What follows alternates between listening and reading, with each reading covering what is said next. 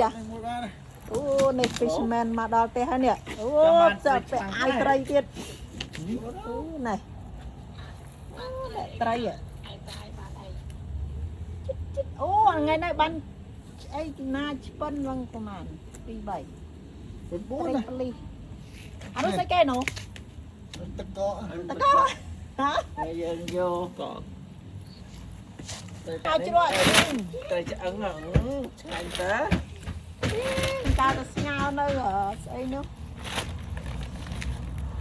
អីអាមួយ